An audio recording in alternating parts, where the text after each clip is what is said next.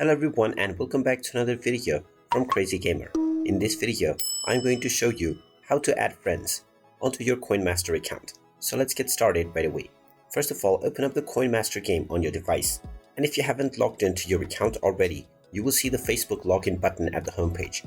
If you continue forth as a guest, then you can also later log in by tapping on the menu icon at the top right corner.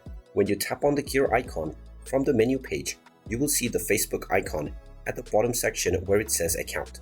You can just tap on this button and log into your Facebook account by continuing forward and providing your permission.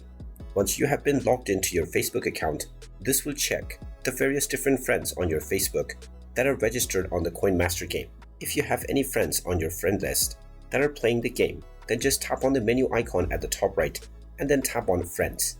You will now see all of your Facebook friends that are on the CoinMaster game. You can visit their profile by tapping on their username and create a team as well if you wish to do so.